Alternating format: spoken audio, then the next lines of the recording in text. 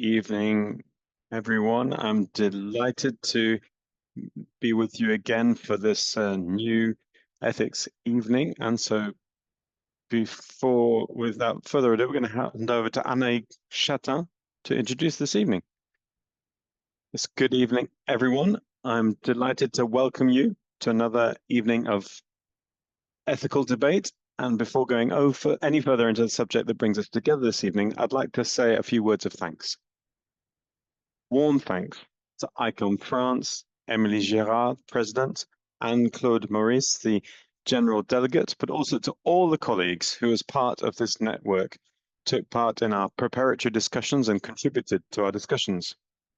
I'd also like to extend my warmest thanks to the speakers who, through their contributions this evening, will enable us to explore the issues surrounding the circulation of collections and shed light on what loans of works, often considered to be the hidden face of museums, insofar as they relate to dynamics that are invisible to the general public, what they say about museums, their evolution and developments, and the tensions that run through them.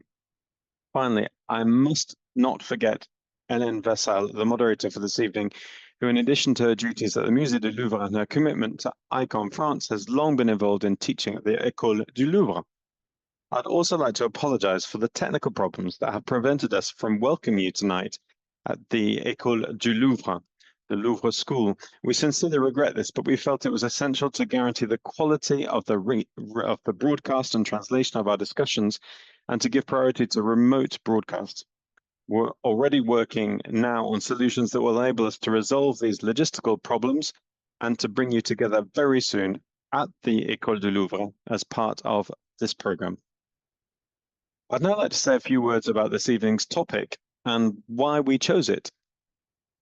In 2017, the École du Louvre hosted a symposium entitled History of Loans. It was organized by François-René Martin, Michela Passini, and Neville Rowley in tribute to Philippe Duret, who is the former director of the École du Louvre, and it highlighted the particular importance of the issue of loans in the museum world, particularly in relation to the development and essential role now assigned to temporary exhibitions. The conference also had the merit of highlighting the fruitfulness of this area of research, which, using the conceptual tools of counterfactual history, anthropology, and microhistory, make it possible to examine not only the definition of the museum and its place in the construction of implicit knowledge, values, and hierarchies, but also its history, the development of professional practices and doctrines, and the emergence of specialized skills, scientific skills, technical skills, and legal skills that are all involved in the increased circulation of works. A significant part of our debates was focused on diplomatic issues associated with loans and on the question of soft power of museums, which now features prominently in our teaching. The choice of the poster for this symposium tonight, that particular symposium, was a photograph of the Kennedy couple and Marlborough posing in front of the Mona Lisa when it was loaned to the United States in 1963. And this is a perfect illustration of this, and it alone still demonstrates today the long history of the debates that can preside over this type of loan. It seemed to us 8 years after the event that gave rise to the publication of this symposium that this subject had not only retained all its relevance, but it was also had been enriched with new dimensions, including the question of sustainable development and ecology, which were not included in 2017. That's why I'm delighted that our discussions this evening can build on our earlier reflections and broaden the focus even further. So I would like to hand over to Émilie Girard, who's going to introduce this debate. Thank you very much, Anna. Good evening, everybody. I'm also really delighted to see so many of you. There's really very many of us there, and that is a really clear expression that this is a very interesting subject to everyone. And I'm looking forward to seeing many of you face to face very soon. When we started talking to the teams at the École du Louvre, and who I'd like to thank, and in particular Claire Barbillon, the director, this subject of loans very quickly came to the fore in our discussions. This subject is at the heart of our professional practices, at the heart of our daily lives as museum professionals, whether we're borrowers or lenders. many of us, I think, have an anecdote, a memory, a loan story, which might be positive, negative, or funny. And Hélène Vassal, who so kindly agreed to moderate this evening, will be sure to ask our speakers about their anecdote. First and foremost, the act of loans and lending takes us back to what underpins one of the museum's major missions, to promote knowledge of the collections and to bring the public into contact with these collections, from which they may sometimes be far removed. This is therefore an essential subject, but one that is also extremely symbolic beyond our professions. The recent heated debate surrounding the loan of the Bayeux tapestry, following the announcement by the French president on the 8th of July that it would be exhibited in London in 2026, is a reminder of this, if any were needed. Lending or borrowing is obviously not just about contributing to the enrichment of knowledge. Soliciting or granting a loan or deposit can also mark the establishment of a partnership. It can be a response to a political request or commission, or an act of diplomacy. Today, things are still evolving and new issues are emerging around the question of the circulation of collections. Why and how should loans be carried out today? Lenders and borrowers are becoming increasingly diverse. Public and private museums, collectors, gallery owners, etc. The workload involved in organizing the movement of collections, which weighs on teams that are often small and focused on a variety of objectives, is being considered and reconsidered. The financial pressure on museums also has an impact on the issue of collection movements. What costs should borrowers be expected to bear? Can loans be a source of income? Or at the very least, can they not cost the lending institution? How can packing, transport, and insurance costs be reduced? These are all daily questions for us. The ecological impact of loans is also being reconsidered and even measured, and lending or borrowing from museums that are a long way away today raises questions that we were unaware of just a few years ago. Professional practices that we consider to be well established are being reviewed in the light of the sustainable direction that our establishments are taking, with consideration of new standards, extension of loan periods, review of transport procedures, pooling of projects, etc. Working groups are being set up to re-examine our ways of doing things and define new rules. Are we in the process of establishing a new ethic for the circulation of collections? The aim of this evening debate is to take stock of the problems encountered by museum professionals, both those who are lenders and borrowers, and to provide an opportunity to discuss current thinking. I'd therefore like to extend my sincere thanks to all our speakers this evening who've come to share their experiences and their views on the changes underway. I'd also like to thank the translators who once again are making it possible to disseminate these debates more widely. Thanks to Anne-Claude Maurice and Léon Copin, who recently joined the team, for organizing the evening and providing day-to-day support for our association. And so now hand over to Hélène, and I wish you all a very pleasant and profitable evening. Thank you very much, Emilie and Annaïg, and thank you for your confidence once again today. Before handing on to our speakers, I'd just like to give a bit more context to this debate. And in terms of preparing tonight, I went back a bit over some of the history of loans in works that started in the 1990s. The Bizot Group, which work a lot on exhibitions for major museums in Europe and beyond, they focused on exchange of collections as a key issue. And their goal was to increase and intensify exchanges between these big museums by defining how this should be done, putting in place best practices for conservation, and the products of these organizations, exhibitions they put together, putting together calendars for international exhibitions and reciprocal agreements, sharing content, thinking about what museums are all about and how this should be put into place.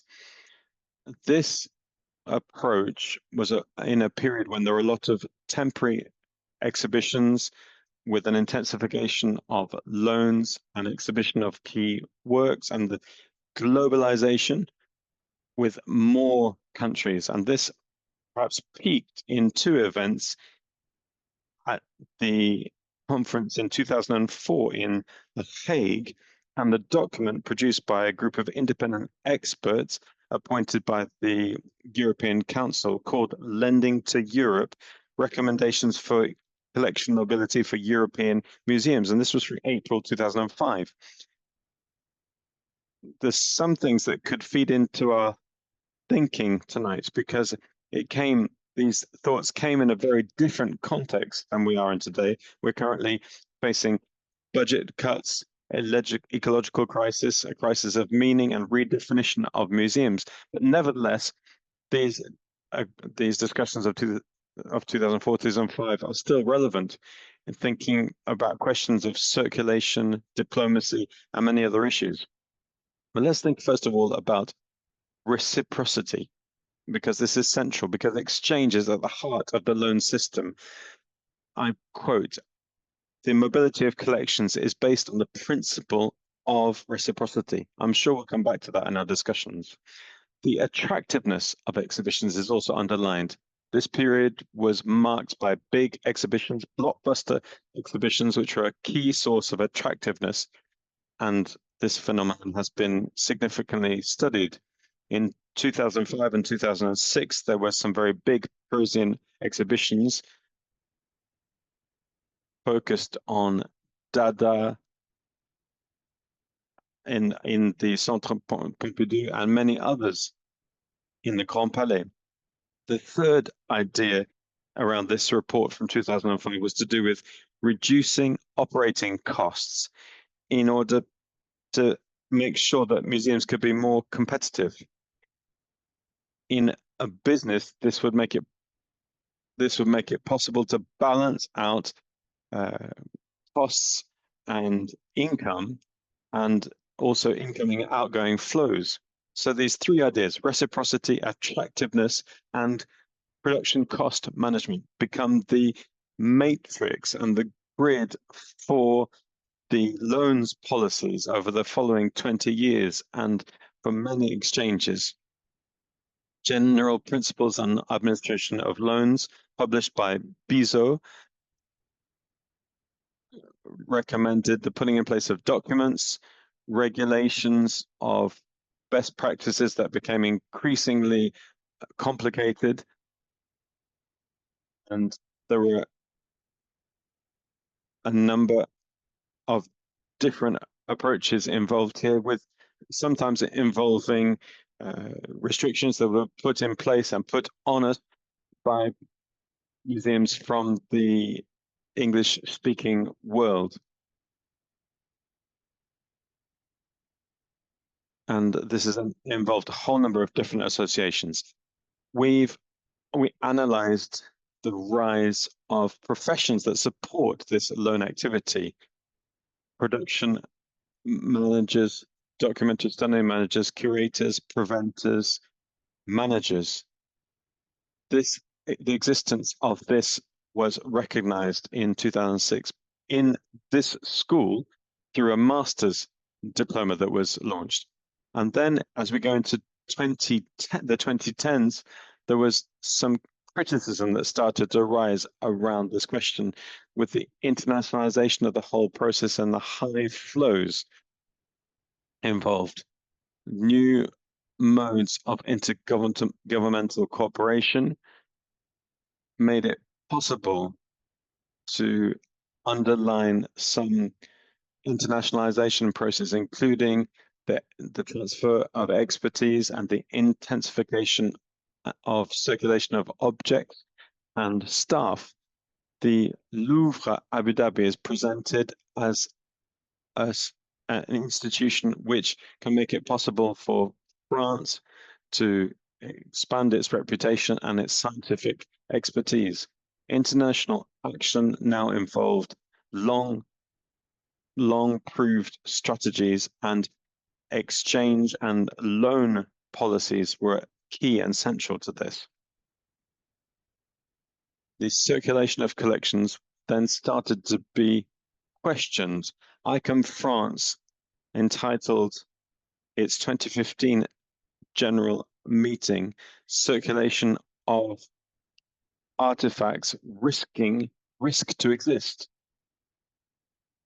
And then there was a conclusion of these debates, which was entitled Now or Never, in which it was considered that museums needed to come back to their initial virtue and become an alternative to the new merchandise of images. At the same time, Daniel Jacobi was considering this acceleration about whether and asking whether it needed to adapt in order to exist. Can museums enter into an economic, social, and cultural system of this kind? Is it possible to resist this strength? Does acceleration not also generate petrification?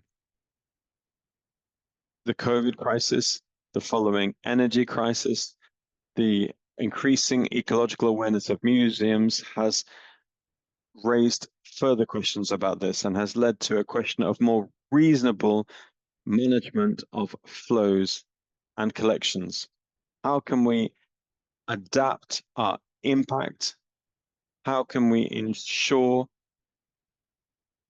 that our approach is appropriate for this time? A number of museums have been working over the last 5 years on developing increasing responsibility as they become aware of their impact and of the cultural and political role. Professionals are being invited to rethink their daily work and also think about the values and the missions of museums, aware, as Lyle McGregor says, in order to reimagine the geography of our world and think and design new maps. This trend involves the multiplication of museum exhibitions focused on these questions in a whole range of different sorts of museums all around the world. I can't list them, but there are many of these. Inflation and the increase of symposiums around these questions between 2020 and 2025, and then experiments and innovations that have been communicated on by ICOM France, which have been seeking to evaluate and assess risks and impacts and assess museum techniques and practices. In particular, the rules around the transport of works is a key question, and this involves sometimes having to move away from some former practices. The development of an eco guide for collections and also thinking about how to transport these work in with awareness to environmental questions in the Quai Museum, at the Centre Pompidou, at the Louvre Museum. All of this has made it possible to see changes and to think about logistical challenges. We can also think about the work by a researcher in Bordeaux, once again supported by the Bizot Group, who's been thinking about pooling transport, extending the life of crates, reusing crates, using alternative transport such as trains and maritime shipping. Now, greener is the first option. So I think the question today is undoubtedly less to do with slowing down or perishing, with reference to a Musée event that was organized, and it's more about thinking about the whole system. Eco-responsibility could become a shared value for all players in the sector in order to become a key aspect to the whole museum sector. This impacts all professions, which are feeling real tensions between sustainable development and continuing to discover their meaning. The development of museums can therefore be a performative process and will become a public process. So this introduction, before passing straight on to Xavier. Xavier, you are the director of the French National Art Museum. You've been there since 2019. Before that, you'll be speaking, with Raphael, who has been in your current post of focusing on loans since 2019. And before that, you were responsible for acquisition. So a first question, Xavier. The Centre Georges Pompidou has just closed its doors, and in a way, this presents an opportunity for regeneration. It is turning a limitation into an opportunity. With Constellation, you're faced with a number of challenges in terms of moving your collections around. Why has the centre chosen to embody itself in Constellation rather than claiming to be a permanent monument? Good evening to all of you. I would also like to thank the organisers, Émilie, Girard, Annaïg, Chatain, and Claude Maurice, and many others. I would like to thank Raphael for her participation as well. My apologies for the absence of Jean Brun, Director of Museum Collections. Raphael and I work a lot on logistics that I will be telling you more about today. I would also like to say that Constellation begins today. I'm going to have to leave you a little earlier today as there is an exhibition at the Paris Philharmonic. This is the start of our Constellation. So what is Constellation? We're trying to keep the museum alive through its collections. Consequently, we're trying to overcome difficulties associated with the closure of the institution, collection management, and circulation of the works. We're trying to continue ambitious circulation of the works through loans. Hélène, I don't know if I meant to come back to you if you're going to be asking other questions. No, Xavier, I just wanted to ask if you had a PowerPoint that you wanted to share. I can't share the screen. No, Xavier, please just continue and we'll get your PowerPoint up. Okay, excellent. What I wanted to say is that I'm going to refer to the specific case of the National Modern Art Museum in the Georges Pompidou Center and Constellation. Of course, we are directly impacted by the issues that you have formulated that Hélène outlined very clearly. And here we can see how to conserve collections, but also show collections. And this means that we need to exchange, we need to circulate works with limited environmental impact, limited budgetary impact. And we're therefore looking to strike a new balance that corresponds to what we are used to doing. So allow me to show you where we're at with Constellation. The starting point was the Centre Pompidou Francilien. Why? Because this is the conservation center that we were lacking at the Modern Art Museum. There are 150,000 works to be conserved, but this does not include prints. So there are unique prints held by the museum as well. And we therefore have a very ambitious work circulation policy. So even though our works are now spread across different places and we are working on acquisition, conservation study, distribution and loans The Centre Pompidou Francilien will open next year in 2026. We will be moving all collections. This will be a major issue of debate. There's around 30-minute distance. And this is particularly for the photography and architecture collections that will no longer be available in the Pompidou Centre.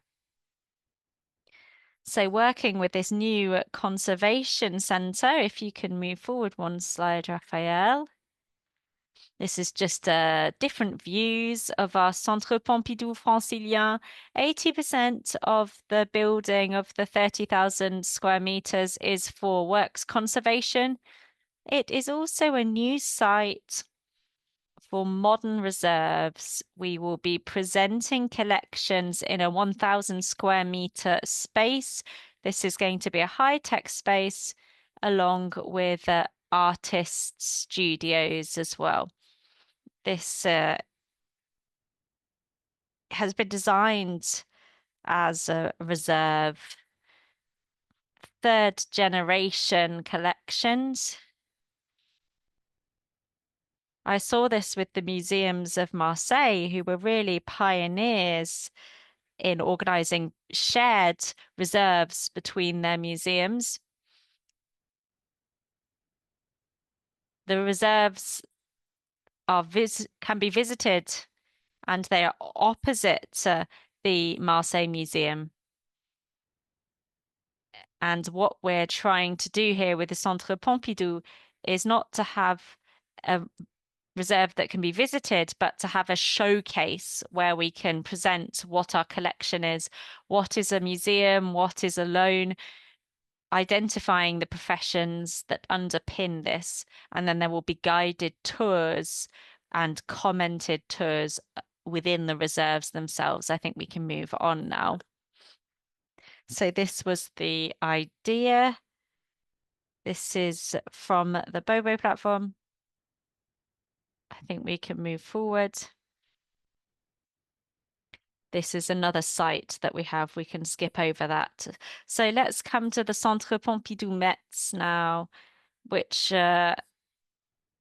is at the heart of what we mean by Constellation. So Constellation has programs carried out in Paris. I talked about the Paris Philharmonic earlier, but we are also working with two co-production galleries in Rennes as well, with the Grand Palais, where we have our Brut exhibitions ongoing at the moment. We're talking about local, but also further afield. We have programs that showcase our collections, where we're looking at local scale.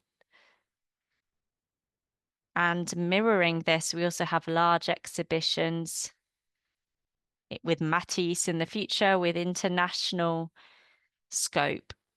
We're not moving away from international exhibitions and the scientific fruit, and also the audiences that we can attract through international exhibitions. So Constellation in Paris also talks about meeting collections. We're going to be holding an exhibition with the Musée du Louvre and Quai Branly Jacques Chirac, and also with the Musée de l'Orangerie, where we are going to be able to be working with some of the local collections in place there as well. So I've talked about this. Gaieté Lyrique is a part of our cultural program, and then partnership with the Centre des Monuments Nationaux, the National Monument Centre, where we're talking about innovative loans here, as we will be working within buildings. I wanted to come back to the idea of national and global. We talked about this in the introduction. Centre Pompidou and the National Modern Art Museum works with local works. And when there was the first closure from 1997 to 2000 in Lyon, they were able to enjoy at the Palais Saint-Pierre a great Matisse exhibition.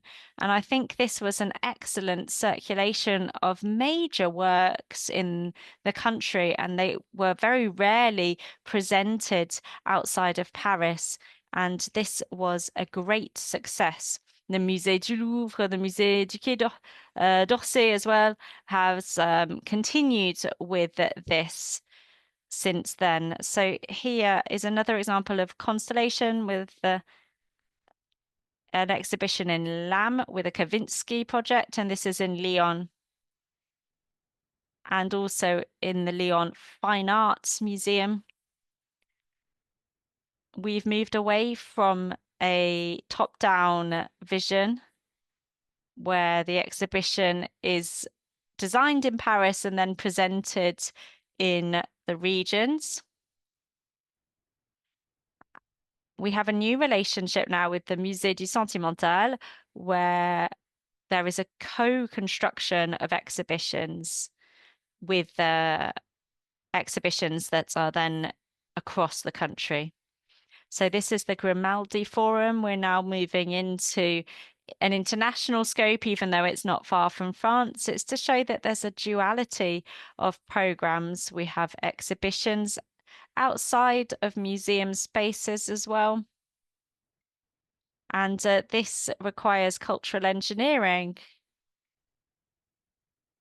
that existed before 2007, but has been increased and ritualized through our museum practices. This is an example of cultural engineering with exhibition, cultural mediation, scenography, often done by the Centre Pompidou because there is their own team of scenographers, and they work with collections, curators, and also on communication, which is incredibly important. The LAM organized exhibitions for a very long time, but this is being ritualized now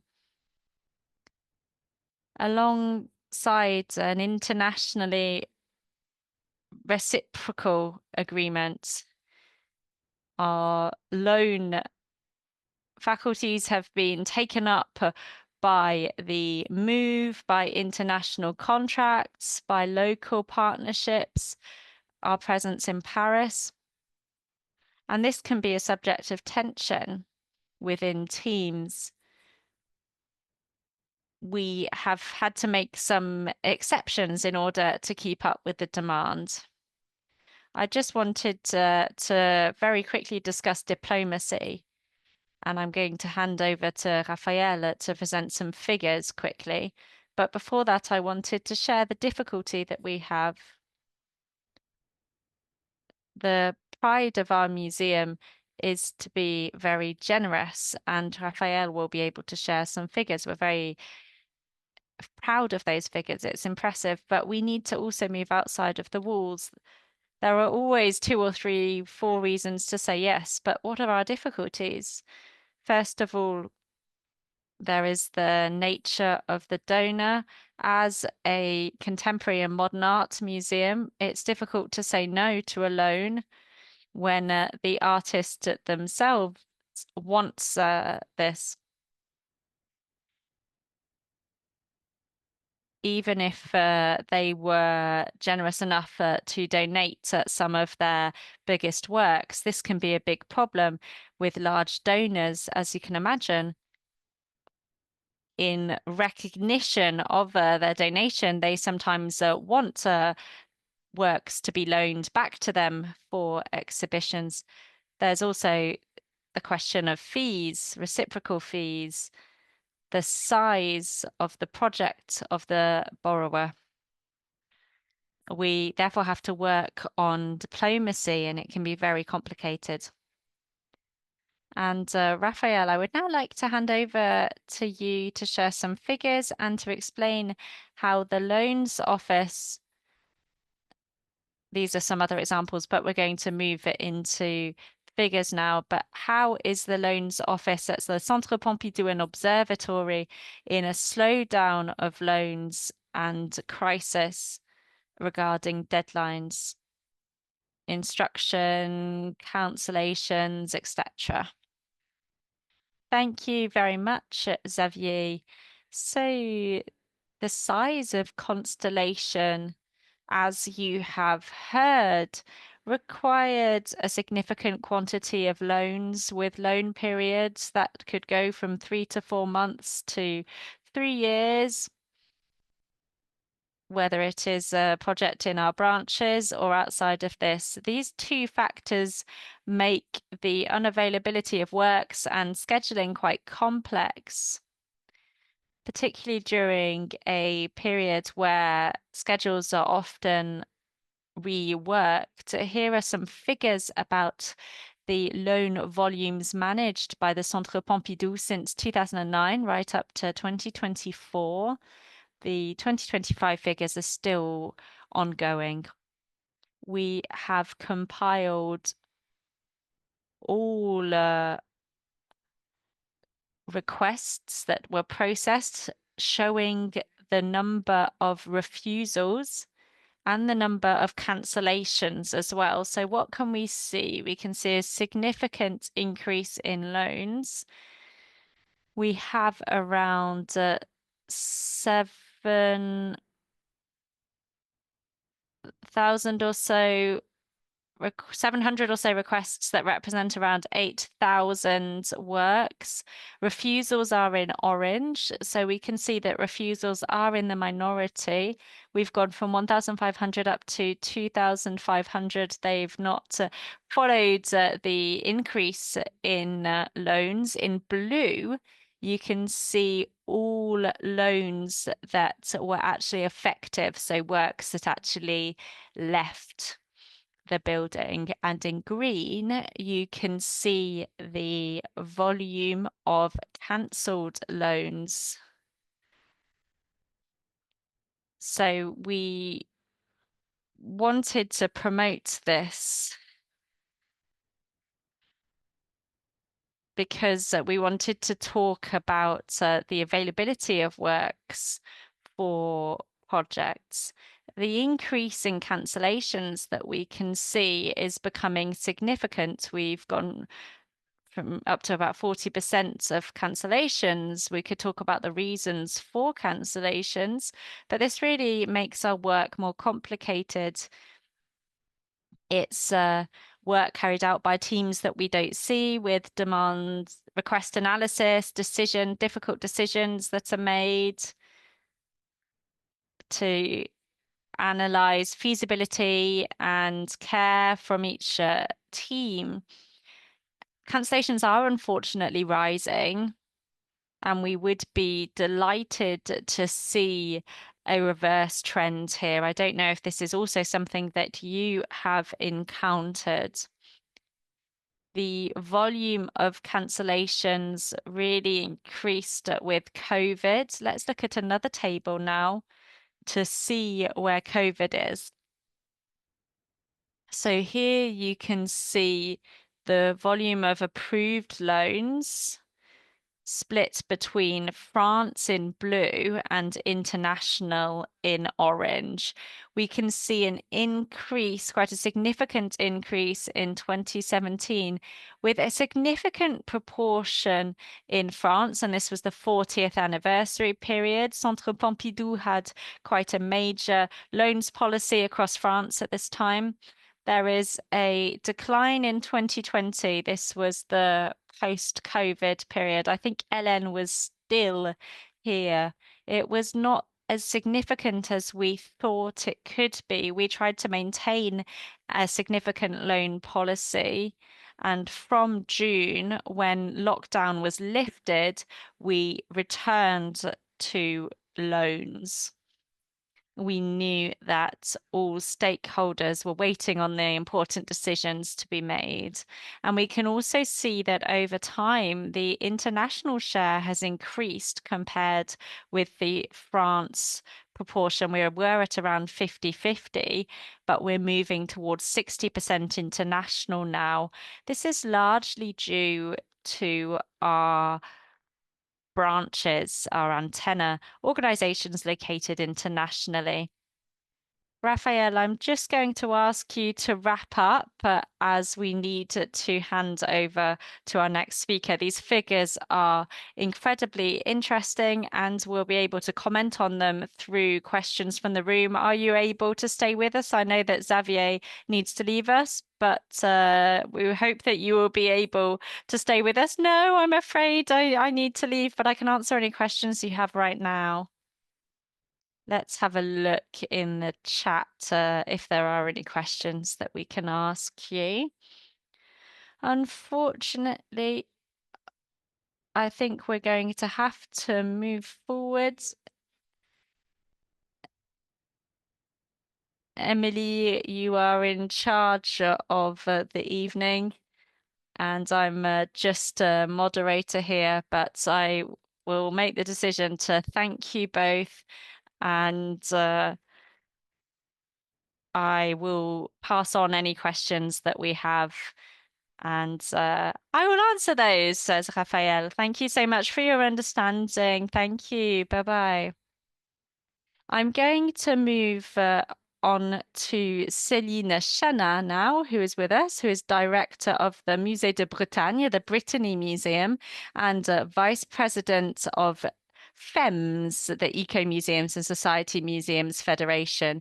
Céline, I would love you to share an experience or an anecdote, a story with us about a loan that illustrates what we're talking about this evening. And I will leave you the time as well to share us about the strategies that you have at the Brittany Museum. Thank you, Céline. Good evening. Can you hear me okay? Sorry, I'm going to share my screen. So I'm going to start with this picture very quickly, just to give you an idea of the diversity of our collections in the Musée de Bretagne, the Brittany Museum. It's a museum of society in Rennes, and it's a very different scale, really, than what we've heard about from the Pompidou Center. We're perhaps much more modest, but a number of the museums here tonight probably share the same kind of issues that we're facing. This Museum of Society has a scientific scope that's appropriate for its region. It's really focused on its territory. We have a lot of cooperation. It's a museum that is really guided by the values of museums of society, and it's that really that drives us forward in terms of thinking about loans. And we work a lot on trust and generosity. And so as you can see from the pictures, we have a very diverse collections, and with a lot of the collection focused on ethnography, archaeology, etc. So I don't know if this is an anecdote, because this is a very important object, actually, that I'm going to talk about, because this is associated with a current situation where the British Museum is learning these busts of Frémusin that you can see here on the screen in front of you, and on the left there, and then on the right you can see how it's presented in this exhibition, which is taking place in Sardinia. So why is this an important example and an exceptional example? Well, it's because in our museum, international loans remain fairly exceptional. In terms of a transition with what the colleagues from the Pompidou Center were saying, the work that has traveled the most outside of our territory is a work that went to the Pompidou Center and also to Philadelphia and even to Venice. This is a part of a Raymond installation, and it's very often loaned out, even though it's not perhaps a key example of our collections, but this perhaps reveals a number of different things. First of all, it tells us how the collections of a museum of society can be discovered. And we can think about why would people come to us for loans, and also what are the limits and restrictions that we face in terms of fulfilling these requests. So in terms of scientific and cultural aspects, I realized that in our museum, we have no formal doctrine associated with loans. And the process was formalized in 2015 in the new scientific and cultural plan on the basis of an organization, which means the way in which we organize ourselves to assess a loan request. And this involved the development of a specific role, a specific job to manage this question. I don't think our museum is necessarily a small museum, but compared with what we've just heard, it is quite different. And so we had the collection manager post that was developed at that point in 2015, and we also put in place an organizational process and an official signature delegation. Today, the loan process depends on the head of the institution, so it's me that really makes the final decision. It's me that signs the loan documents, and it's done in a fairly simple, streamlined way. And there are general terms and conditions that have been improved in council, or the local authority council, which determines the terms and conditions, and then the specific terms. So that's the general terms which have been approved at that level, but the specific terms are set by the museum in round questions of transport or cooperation and focusing on the territory. We're fairly flexible, really. In terms of this museum in Sardinia, for example, we worked on special transport and transport with the support of the Louvre Museum. Our museum doesn't necessarily have the resources to make this happen. So in order to summarize, I would say that we have a pragmatic loans policy, which means answering requests from museums, particularly in the territory around Brittany. About 80% of our loans requests come from Brittany, from the region around us. And like I was saying, international loans are fairly exceptional. We also have a loans policy which is associated with this question of partnerships around exhibitions. Hélène, you were talking about reciprocity in terms of the circulation of works, and also issues around knowledge. And so here are some of the posters from different exhibitions that we've done recently. And we managed to receive some significant loans, and we also granted loans, since most of these exhibitions have been circulated and have gone beyond our museum. So just to give you some statistics, some figures on this, because we really are a long way off the really significant figures that Xavier presented to us for the Pompidou Center. In the Musée de Bretagne, our museum, we have about 10 to 15 loan requests a year, which represents perhaps 100 objects in general. And here I've put some examples of what we borrow.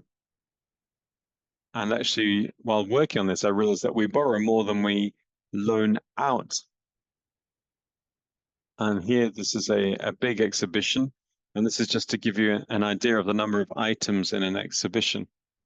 Perhaps about between 200 and 300 objects for an exhibition. And for this that had been borrowed, and then for another exhibition here that is on the screen in front of you, there were about 200 objects that were borrowed. So this led me to think about who we have borrowed from, and in our loans policy, there is no specification that it must be a Musée de France. They must have this particular category of museum. In terms of loan requests and also borrowing, one of the key aspects that has really moved things forward is the implementation of the collections portal, the web portal in 2017, which led to the collections being much more visible, opening up this online collection. So we started off with 150,000 pieces. Now we've got over 200,000. A lot of these are photographs, but this increases the visibility of our collections. And we can see that following the launch of this web portal, there was a significant increase of loan requests. And there were museum professionals from outside the Brittany region that were making loan requests when before that was not the case. Another point to note, which also raises a question, is that in 2023 there was a suspension of loans due to work that was launched because we're putting in place and building a storage for the museums, and this is involving the whole of the collection teams. And since this requires all of our staff to work on this, the decision that I made on the proposal of the conservation manager was to provisionally suspend loans. This was a decision that I got approved by the local authority, because I basically said either you need to give us more resources or we need to suspend loans. So they didn't give us more resources. This suspension, I would like to rethink it, really, because it is creating an issue for us, particularly with the fact that this project for building storage areas has been pushed back. And so it seems to me that it's going to be quite difficult to continue to suspend loans. So we're starting to think about redeveloping this on the basis of a number of criteria. The final aspect that I'd like to mention is to do with our practices and whether they've changed with the implementation of a more environmentally aware approach. First of all, we wanted to work on the eco-design of exhibitions, and particularly temporary exhibitions, but also the acquisitions policy. But now this is obviously going to impact the loans policy and also our requests that we make to borrow. There are some aspects which are imposed on us because they're associated with the local authority, which we answer to. So a very clear example would be to do with the mobility and transport policy. Today, civil servants in Rennes are forbidden from using aeroplanes within Europe. So in terms of transport of works, that's a very clear guideline in terms of transport. And then we've also thought about training courses that some colleagues have followed around eco-design, and we've thought about eco-design in a systemic way, not simply from the point of view of the construction of this exhibition. And on the basis of these training courses, we thought about new ways of doing things, and we decided not to borrow particular pieces that we were thinking about because of complex transport issues or because the the piece that we were wanting to borrow was a long way away. And for the last exhibition that we did, which is called Carnaval, which we also did on a previous exhibition called Mourir, Dying. And we've thought more about our local collections, and we've tried to concentrate and limit our borrowing to a small circle of institutions from which we borrow. So these are just some things that I wanted to underline. In terms of our own collections and requests that we could make, we're thinking about putting in place a deposit or long-term loan system alongside the museum's permanent collections. And so there are some gaps in terms of our collections which we could fill by activating a dynamic deposit policy, either from national French museums, but in particular also from territorial museums,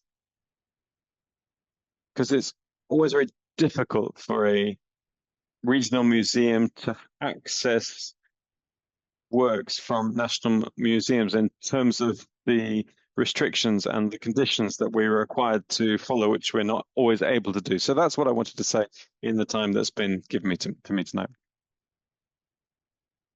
Thank you very much. I think, and in fact, I'm certain that what you're saying really will resonate with Alain Charron. I think I follow really this question of territory and the question of limited circulation, also access to collections online. And this is something that was been looked at a great deal, and this is a factor that increases attractiveness for loans, and that really has come from perhaps 2020, and also the change of practices associated with ecology and looking to be environmentally friendly.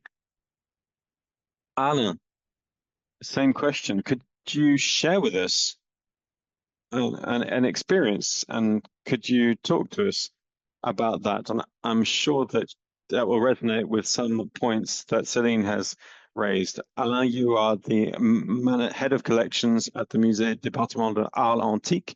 You are a doctor in Egyptology as well. Thank you, Alain. Thank you, Hélène. Dear colleagues, ladies and gentlemen, I'm delighted to be speaking to you today about some of the experiences and adventures that we have had. They may seem simple, but I think it's always worth mentioning them. You know our museum. I don't need to do any more publicity. We go from prehistoric times right up to the modern day. We have no problem with current artists, but we do have other issues. So I'd like to share an anecdote with you this evening. This concerns an exhibition that we did not organize. It was a international exhibition in 2013 to 2014. It was entitled Augusto and was held at the Quirinal Stables in Rome and then at the Grand Palais in Paris. And I was involved in this. This was to mark the 2000th anniversary of the death of Augustus. It was an incredible stock taking of the most important reign in the history of Rome. And it really was a very high quality exhibition. Before this, we were contacted about some loans. We had a lot of essential works about the reign of Augustus. So Jean-Luc Martinez, who was head of the AGERs at the Louvre Museum, came to visit us to see if we would be able to loan any works. We were expecting this. A lot of museums outside of Paris have noted that having to travel, particularly overseas, to meet colleagues to ask for loans is becoming increasingly complicated. A few years ago, I organized a significant exhibition on Prince Mohammed VI. We have works conserved at the British Museum. I was not able to have an overseas assignment to request this piece. Marcel Marais, who was a curator at the British Museum, came to France for a symposium, and I was able to meet with him at that opportunity. And in 20 minutes, I was able to convince him of this loan, even though it's not always simple. To come back to Augustus now, Jean-Luc Martinez was asking for three important pieces. The votive shield of Augustus from the Forum. This is a copy of the shield installed in the Roman Forum. This is a piece that has traveled significantly. The Germans have often requested this. The statue of Augustus that adorned the central niche in the theatre stage wall, and then the altar of Apollo, which decorated the pulpit and wall of the theatres. These are three major works that we have and are in the same visitor route, the same part of the visitor route. It's not easy. The Apollo altar was not available for loan as it was too fragile, so we proposed the Swan altar instead, which is just as important. This occupied the center of the theatre orchestra and was dedicated to Apollo of Delos. The altar and the shield of Augustus had already been loaned in the past, so there was no problem to have them exiting the museum. But the statue of Augustus was a different matter. This one had never been loaned before. With the opening of the museum in 1995, we brought the body in marble and the head together. This required a lot of work, and so a loan operation was more difficult. So we needed an expert appraisal to see whether it could be moved without risk. The loan was extremely important for the project, and the Louvre asked us to loan the work to Rome as well. So Jean-Luc was the intermediary for the Italians, but it was for a good cause. If we lent this to the Grand Palais and to Rome, we would have the Prima Porta Augustus in return. This is to show the types of references of the emperor. In Arles, the emperor is in a toga, whereas for Prima Porta, he is in armor. We agreed, given the importance of the project, it's important for visitors. The equality was very high and it was not possible for us to refuse. The other issue that I had was that we were going to be having works out of the collection for over 10 months. This was not pleasant for our visitors, and this was part of the decision-making process. It was taken into account. The works were placed very close to each other in the exhibition. We could plan communications to our visitors, but it's not simple because some people had not seen them before and were very disappointed to learn that they were not present. This is the only time we accepted having major works out at the same time. But the Louvre was very kind to us. Before the Augustus exhibition at Marseille Provence 2013, we organized an exhibition dedicated to Rodin and the classical antiquity.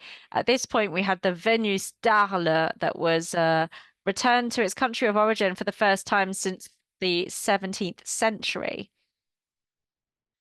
The loan to Rome and then Paris required a large convoy of 2 people. There was a restorer, but also a curator. It required careful work to install the works back together. We could not leave that to the transport company. We needed this convoy of 2 people because in Italy we were confronted with a base that could not support the weight of the statue. I don't know why, but the base had been planned for a statue weighing less than 1 ton. Ours weighed 1.2. Our Italian colleagues were obviously able to overcome this problem, and within a day, a new base was found. The Augustus shield is also very fragile on one part of the outer tower, and it needs to be handled in a certain way. We had to support the transport company in this. There were 2 people, therefore, alongside the people working for the transport company to reassemble the statue. It was in 3 pieces. The head, like the drapery, had been found in 1834, while the torso had been dug up in 1750. The torso actually belonged to the Louvre at the time, whereas the head and the drapery belonged to us. We were able to work together in a very friendly way to solve that dispute a long time ago. So here we had a convoy.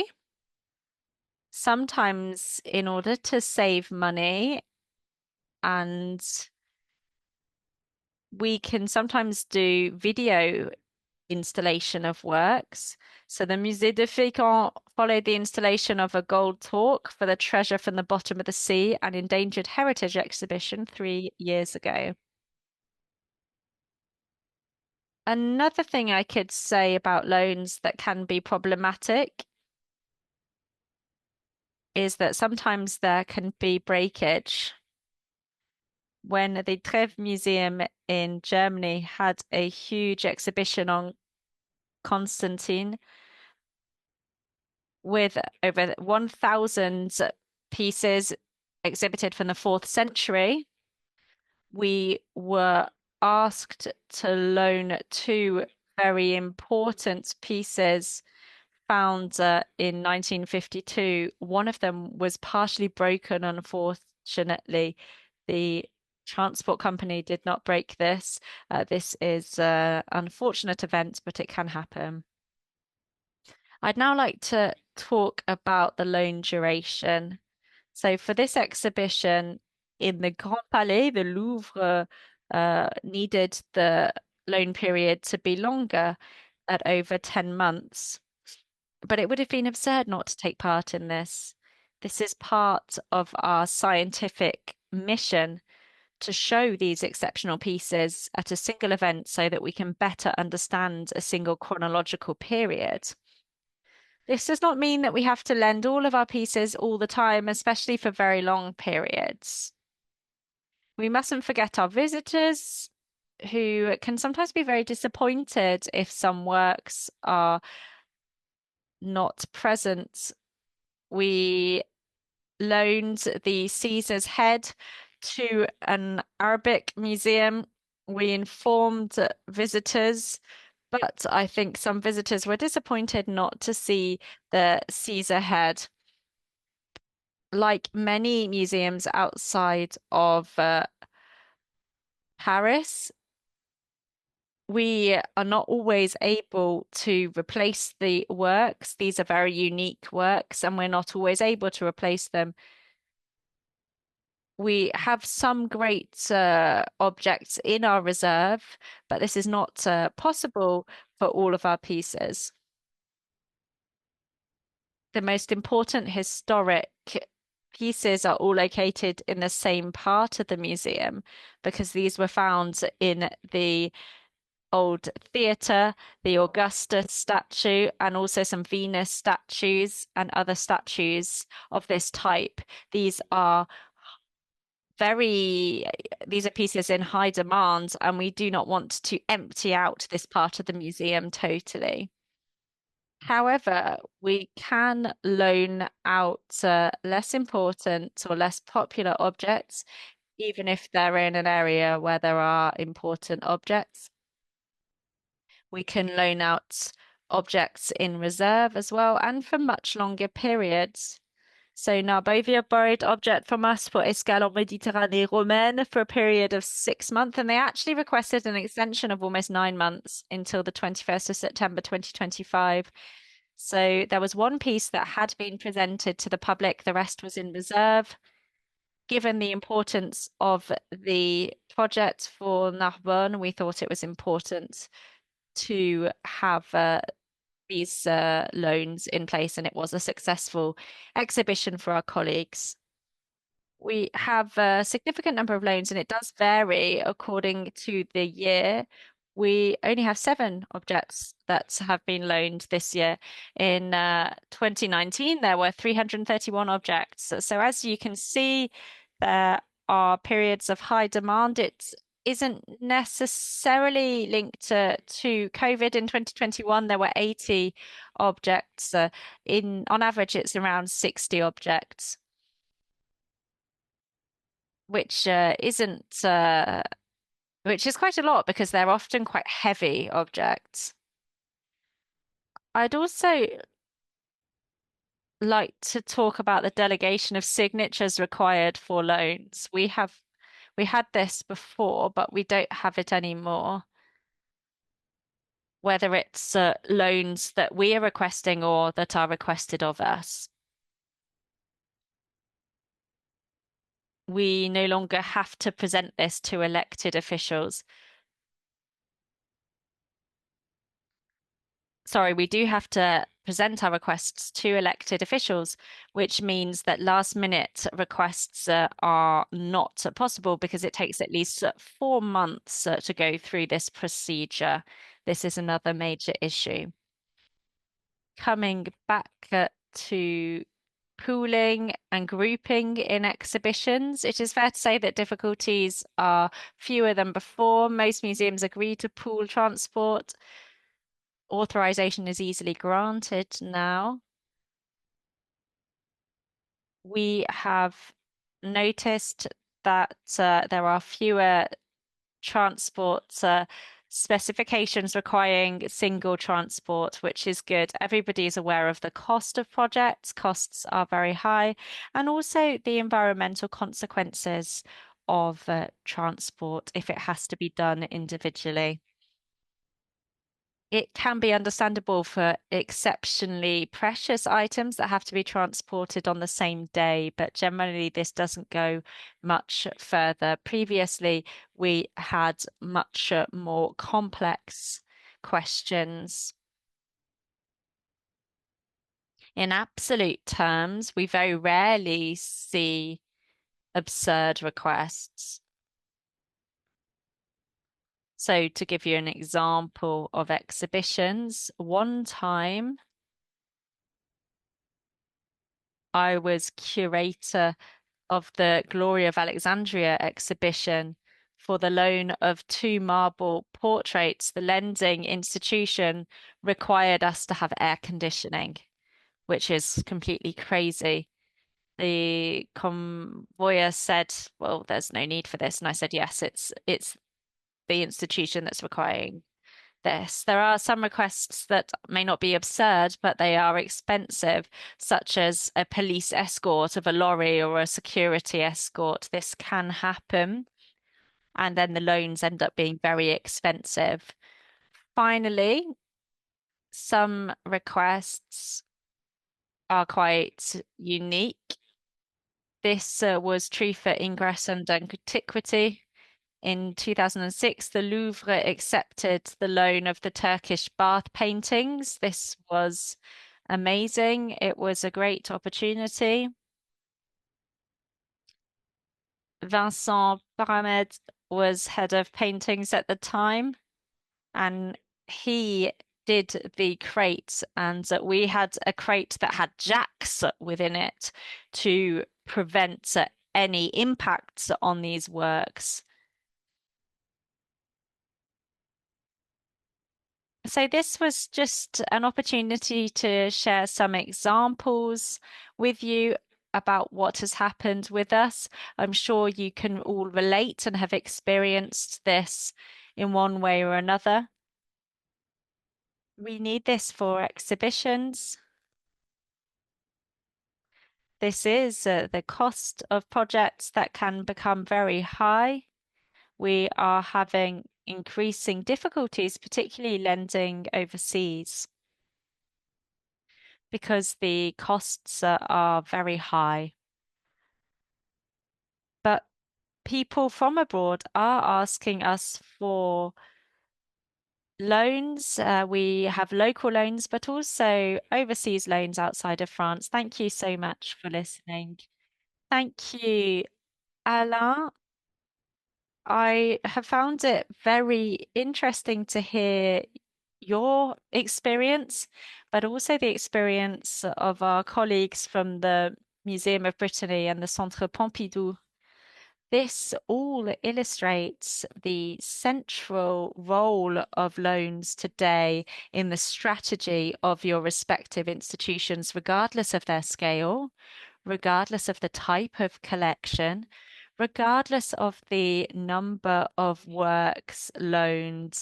The figures announced by the Centre Pompidou are incredible in that way, but yet it is not a doctrine. What I mean by this, Céline, you mentioned that this is a matter of usage. There's no doctrine involved. You all talk about the reciprocity and mutuality of loans and in the organization of a loans policy. Alain, you also mentioned two things that I found very interesting, and I'll ask Emilie to respond to this. Firstly, you mentioned that some of your collections are major pieces and you receive a huge number of requests. This can have an impact on your permanent collections, which could be a real difficulty for some institutions. On the other hand, there is the importance of the scientific stakes in loaning them and having them displayed. So here is the heart of the contradiction of loans. So without further ado, I'm going to hand over to Emilie Vanhaesebroucke, who is Executive Director of FRAME, the French-American Museum Exchange Network. Emilie, I wanted to know how these issues play out within FRAME and in your interprofessional exchanges. Over to you, Emilie. Good evening, everybody. Thank you to ICOM France for inviting me tonight, and also for these really very rich introductions that we had before the discussions. I think we can it all really is relevant to all of us. And it's also true for us in our French-American Museum Exchange network. So before going any further, I just want to check that you can see my screen. Yes, that's good. Great. Yes, good. Thank you. So the FRAME network, for those who don't yet know us, this network of exchange between French museums and North American museums, I've just put a few images here just to show you where the members of the FRAME network are in France and in North America. I say North America because we also have a museum in Canada, in Montreal. And so these are museums that are across the French territory and also across North America. Because without going into the whole history of the FRAME network, the idea was to give visibility to big collections, particularly from fine arts museums, except for, and not including museums that were in the major tourist centers, New York, Paris, etc. So tonight I want to talk about the subject of loans with a macro vision, because we are a platform for observation of current issues and transnational practices, but we're not at the heart of the engine like some of the colleagues that we've just heard from who've been sharing about their reflections on practices, whether it be in Arles or in the Pompidou Center or the Brittany Museum. So perhaps just to start off, perhaps I could try and dispel one misunderstanding. Is often the frame network is considered a soft power tool, and that loan exchanges within this network are considered to be done in a diplomatic way or to have a diplomatic role. I think that comes from the fact that frame was created 26 years ago by someone who was in the US Embassy in France, Elizabeth Redin. This was the wife of the ambassador at the time, and on the model of the political and economic exchanges. At the time, there was this wonderful idea of creating a transatlantic exchange for works of art, and so they came to the French Ministry of Culture to try and identify museums that would be robust enough in the regions outside of France to put in place these kind of loan exchanges. As it was said earlier, this was in 1997, at a time when these big exhibitions were increasing and growing, with works that were going to be crossing the Atlantic. And so the idea was to promote French culture in America or vice versa. And so I wanted to present this example here, which is the first exhibition organized by the Frame Network in 2001. So this exhibition received a lot of diplomatic support in order to happen, because as you can see, it opened in Bordeaux just after the attacks of 2001. That was just a stroke of bad luck, as it were, that had nothing to do with it directly. And so the Frame Network brought these works to Bordeaux, de Rennes, and to Montpellier. And of course, this is also a way of underlining the support of France for the US in the face of these terrorist attacks. But just to come back to what I was saying at the beginning, the proportion of diplomatic loans within Frame is really very low, almost non-existent. Really, this is a network for the relationships of cities to cities rather than state to state. This didn't come, the Frame didn't come from the will of the president of the French Republic, and we have no advisory role for the French and American authorities.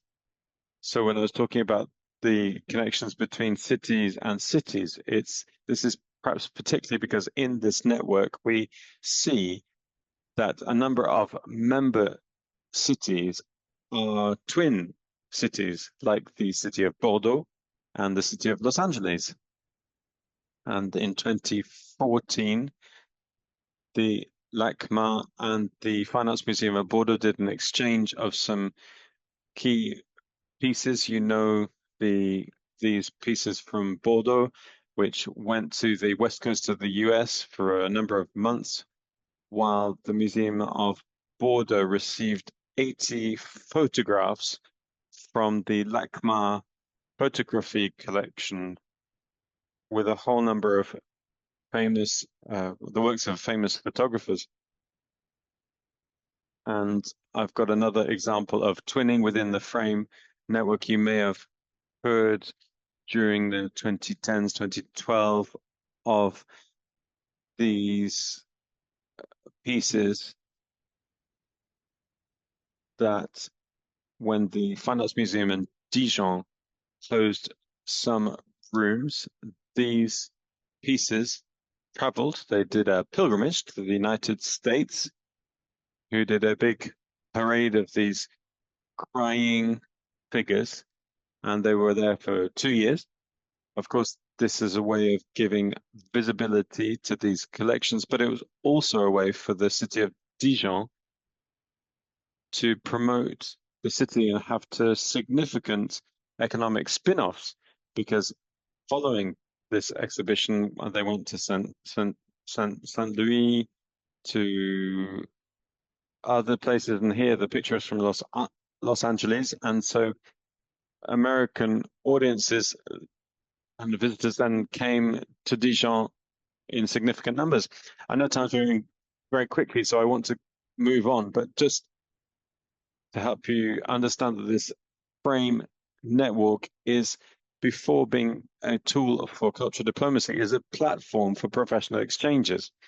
And during the life of frame, and perhaps connecting to what was said at the introduction as well, from about 2010, we saw an intensification of international projects. You can see that all of the museums that are members of the frame network, they are members because their collections are complementary with other collections. That doesn't make it easy because we have budgetary issues, planning schedule issues, which can be different in these museums. So sometimes it's difficult to organize the exhibitions together. So we tried to develop other ways of cooperating together around the organizing intellectual exchanges. We are increasingly trying to put in place brainstorming.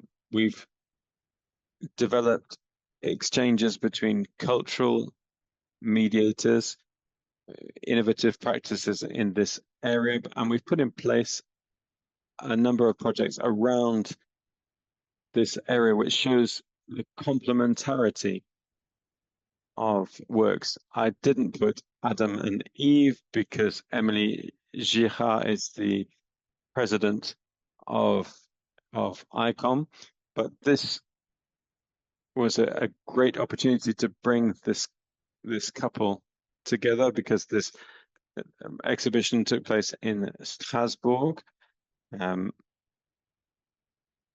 and they were working with a museum that was a member and has now stopped being a member of the network, but we hope will come back soon. But this was an excellent loan which brought together this couple, because in Hartford the exhibition was called From Adam and Eve to Washington, and it was opened on the 14th of February, and it was a very different way of presenting the collections. But it's true that for us, the organization of this exhibition, in order to circulate works, is a way of changing perspectives, because the American perspective and French perspectives on collections are very different, and bringing them together makes it possible to feed into knowledge, art history research, and go and meet new audiences who can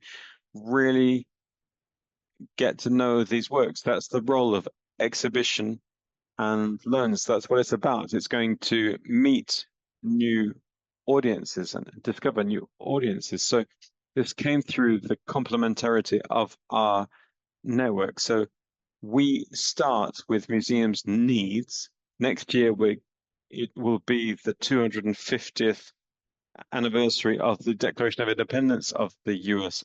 And of course, there'll be exchange of collections between Saint Etienne Fine Arts Museum.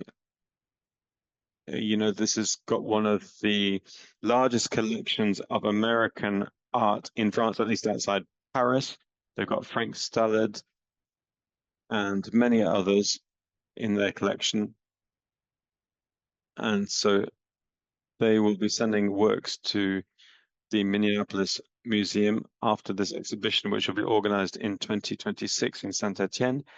And there'll be works from Minneapolis which will come and add in to the American paintings collection in Saint-Étienne. And so this is a great way of showing modern American painters who are not part of French public collections at this time. So this is a part of celebrations of the 250th anniversary of the Declaration of Independence. But there is a scientific focus. It's not a politically driven thing. The frame network, I'd also like to say, is a catalyst for projects, because we identify, our colleagues know what the collections very well of our member museums, and sometimes the meetings that we can put in place between members of the network makes it possible to have access to ideas and projects, and it helps us to go and talk to colleagues about exchanges that could be put in place, and the loan exchanges, even if we're not at the heart of the whole system, when we don't get involved in the details of the policies of the museums and the loans that they put in place. But what we do ask them when they sign up for frame is to commit to a principle, a non-binding principle of loan as an expression of solidarity within the network, because of course all of you will be regularly having requests of works that are over requested, or sometimes there might be competition between different museums for the same piece. And whether it's for a frame or non-frame event, exhibition, there tends to be a priority for frame members. So this can be for pieces that are where there is no competition, and this happened with a piece focused on the flagellation of Christ, where there wasn't a particular level of competition. But for the exhibition, one of the first big exhibitions of Georgia O'Keeffe in France in 2015, 2016. And the fact that our friends have left us makes it, apart from the Pompidou Center, makes it easier for me to say that the first big Georgia O'Keeffe exhibition took place in Grenoble.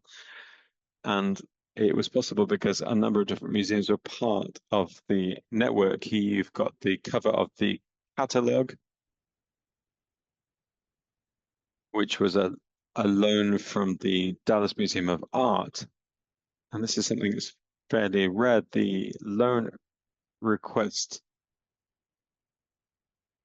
was not possible for another of the museums, because there was a piece from 1929 that was requested, but the museum that held the piece was reopening an exhibition at that time and couldn't therefore loan it. So it doesn't always work, but this is a key part of what's going. So this what happens with frame exhibitions. There's this kind of solidarity also outside of frame exhibitions. So here's this painting of Frédéric Basile, which is at the Detroit Institute of Arts and the Fabre Museum in Montpellier, the Musée d'Orsay, and also the National Gallery in Washington requested a loan for this for an event in 2016, if I remember rightly.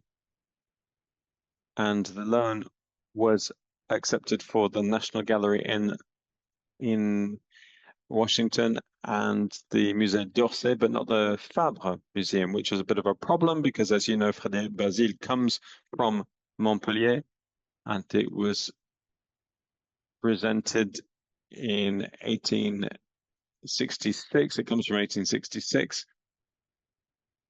And so once again, it was this sense of solidarity within the network, because it made it possible for us to negotiate a loan without reciprocity in this case. because Montpellier and Detroit were part of the Frame Museum, Frame Network, and it required a few months, but we were able to do it. Since we're talking about the past, perhaps we could think about more contemporary issues around loans to connect into what was said previously this evening.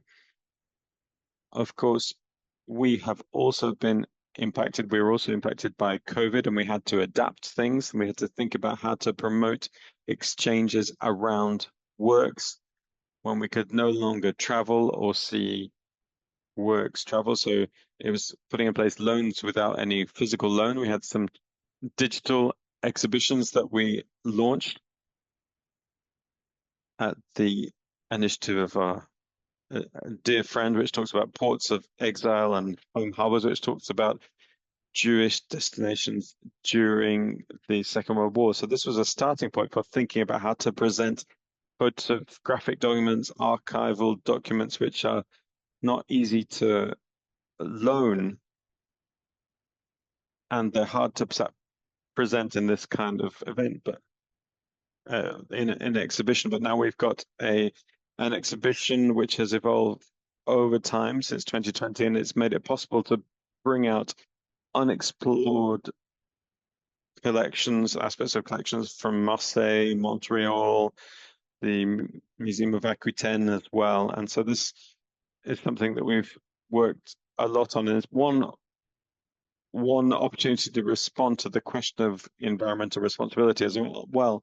Perhaps I could wrap up by talking about something we've just put in place in the Frame network following the adoption of our strategic plan in 2023. The strategic plan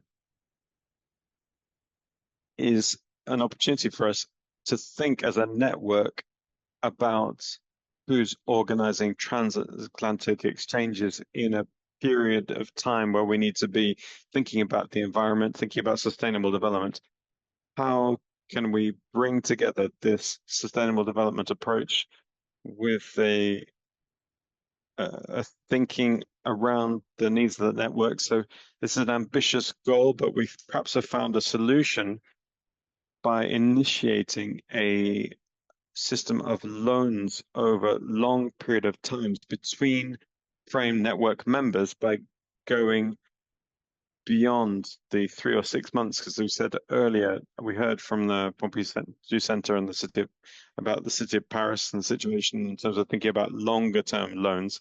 And the idea would also to do this in a transatlantic way, when we can bring together pieces that history is separated. We saw Adam and Eve earlier, but we could imagine the same kind of exchange in the future with other options, or perhaps with the same pieces again.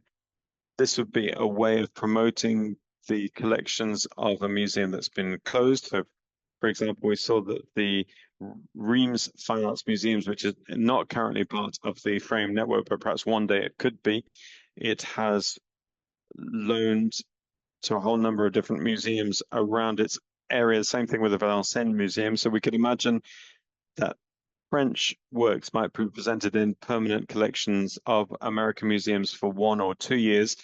That would, of course, require discussions between museums, and we could help with that. This is also a way to present works that are in storage, because we can often bring works out of storage and see them presented in permanent galleries in order to fill in gaps. We heard this from our colleague from Brittany. Sometimes there are gaps in the galleries, and sometimes there are works in storage that could be used to fill these. And we're thinking about how to give a fresh impetus to this approach, which could fill in gaps. So this would be a response to these questions of environmental responsibility and sustainable development, which we're working on today. And this program could help us to be economically viable, socially acceptable as well, by going to meet people and also ecological sustainable. So that's what I wanted to say. Perhaps I've been too quick, but I wanted to just go over what's been going on through this whole period with us in terms of loans. Thank you, Emilie. So what I think I really take away from what you've shared is the importance of loans as a cultural exchange, but also the importance of making works available to people. It's important to remind that to remind us of that, the importance of the scientific approach and also exchanges with audiences.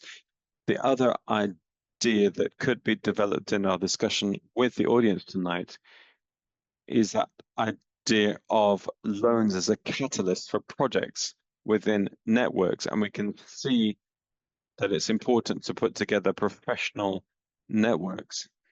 And I really liked your focus in on solidarity between institutions to bring together these networks. And in terms of loans over a longer period of time, two thoughts. The first is to do with a recent study that we commissioned from one of our master's students in the Louvre school, who's studying exhibitions organized by Paris museums. And we realized that over a 3-year period, the duration of exhibitions has gone from 4 months to 6 months or more. So we can see that something is happening. And then more recently, this was in the art newspaper today. There was an article titled "In Crisis Periods, Museums are Focusing on Deposits." And I wanted to recognize the work of Robert Blezeau from Rouen, who's going to propose a catalogue of works available for deposits for museums in Normandy, where different curators will be able to select 10 high quality pieces that could be deposited for a period of 10 years and which could be renewed. So there's this possibility to bring together the short-term focus of exhibitions and the long-term period of collections, of course, which is at the heart of our debate, of course. And so now we're going to focus in perhaps more on organizational questions, but it'll be so focused in on a number of questions that have been covered and which are really very important. And we'll be hearing from Caitlin Southwick, who's the founder and director of Key Culture. We know her very well because she's spoken in a number of these different events. She created Key Culture and Sustainability and Conservation. She's also director of Key Futures.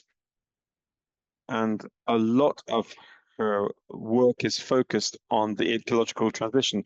And so in this context, Key Culture has thought a lot about the adaptation of loan agreements. The loan agreements are this key aspect that gives a framework for issues around environmental questions, packaging, etc. And I wanted to ask then about this work and its potential conclusions at the moment. Thank you very much, Caitlin, over to you. Thank you so much, Hélène, and thank you to everyone for having me this evening. It has been really interesting and very motivating, I would say, to get to listen to all of the presentations tonight. And a huge thank you to my colleagues for sharing their stories. I think that one thing we can all take away from the presentations this evening is just how important loans are and how essential they are, not only for our work, but also for the people who get to come and enjoy them. Art is made to be enjoyed. And what's really important is that we don't stand in the way of that happening. I was contacted a few years ago by an organization called the Art Bridges Foundation in the United States, whose mission is to make art more accessible. And they, like many, many museum professionals around the globe, reiterated the fact that loan agreements had become a huge barrier to lending collections. And this is not only something we see in North America or in France, but this is a global issue. And when we started looking at the conversations around BIZO and updating climate control parameters in institutions in order to promote more energy efficiency and lower carbon footprints, we noticed that also there, loan agreements tended to be the biggest barrier. So this got me thinking about why loan agreements were such a barrier and also what we could do to help fix that. So I have a presentation for you today that is going to talk a little bit about some of my findings around loan agreements and what surprised me as a professional art conservator about loan agreements and ways that institutions globally are now addressing and updating their loan practices to be more environmentally sustainable as well as accessible. So one of the things that is really surprising to me is that when we think about loan agreements, often we have a lot of misconceptions. And this is very much coming from personal experience. As I mentioned, I am an art conservator by training. I have a doctorate in stone conservation from the University of Amsterdam. I've worked all over the globe, including at the Getty Conservation Institute, both the Uffizi Galleries and the Vatican Museums. I was also part of the first team of conservators to go down to Rapa Nui and work on the Moai statues. So I've had quite a bit of experience in different types of institutions, but loan agreements have always been more or less the same. They're a template, they're something we get, and they're something we try to adhere to.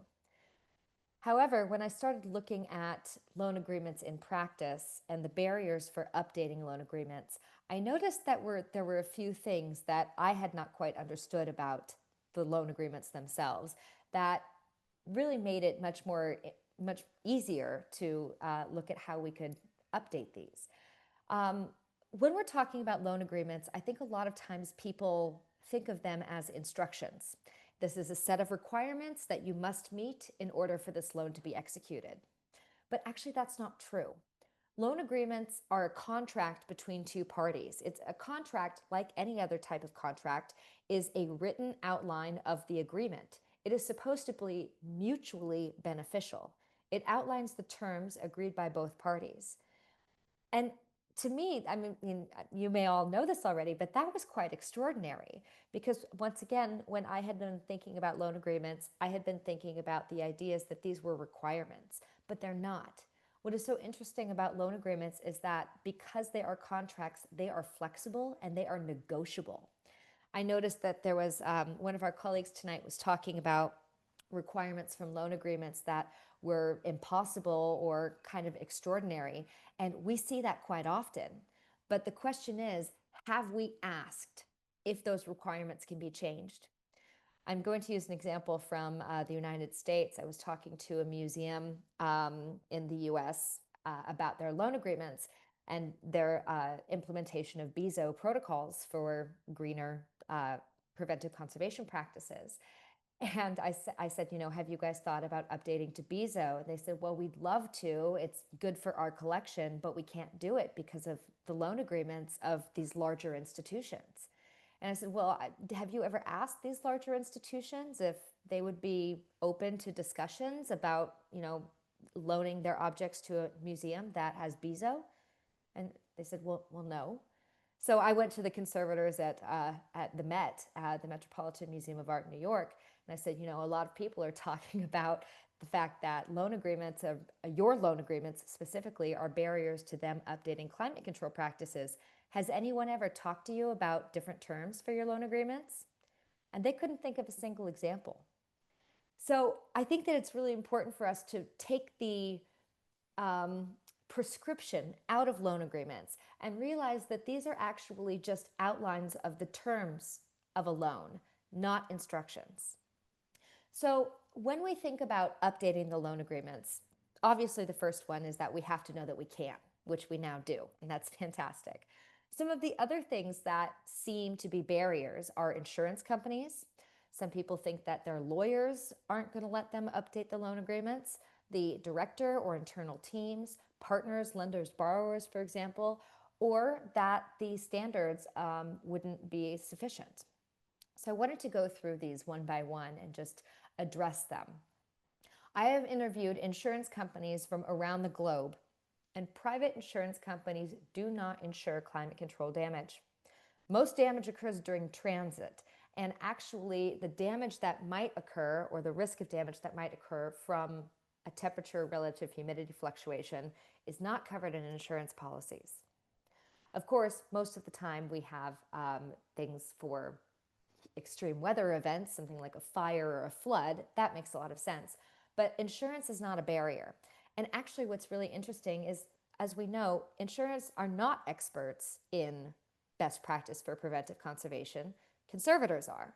Insurers listen to conservators. And if a conservator can make a case for why a certain relative humidity or temperature range is safe for an object, the insurance company is more than happy to insure that. So we have to not tell ourselves that insurers are the barriers, but actually ask ourselves if they're invited to be part of the conversation. Similarly, lawyers have a bad reputation when it comes to loan agreements. But what is so interesting to know is that lawyers don't decide what goes in the contract. We do. The conservators do. The museum directors do. The client, aka the museum, decides what goes in the contract. The lawyers simply write the contract. So lawyers have nothing to do with deciding what is going to be in there. And what is really fascinating is that lawyers are actually the ones that can help us shape the contracts so that they are mutually beneficial. A colleague of mine from Mishcon de Rea, which is an art legal firm in London, says that documents should be a dialogue. So this is really, really interesting for us to think about from the context of what we can do with a loan agreement, which is we can change them. Directors and team members. Joel Taylor, the preventive conservator at NICU, formerly of the Getty, just came out with a paper, and I'd be happy to share it in the chat in a little bit, that really looked at the barriers to updating loan agreements. And what he found was that he and his colleague, Caitlin Spenger-Bickel, found that a lot of times cultural professionals are working based on assumptions rather than conversations. So there seems to be, and this is, may not be contextually true for everybody, of course, but there seem to be a lot of almost finger pointing, where directors will say, well, we can't make, changes to our climate control or to our loan agreements because of the insurance companies. And the insurance companies say, well, we're listening to the conservators. And the conservators are saying, well, my boss, the director, says that it's not okay. But actually, there's no conversation happening. I had another museum that I worked with in the United States, and I was speaking with their facilities director about updating their climate control practices and loan agreements. And I asked, would you guys be interested in doing this as a museum?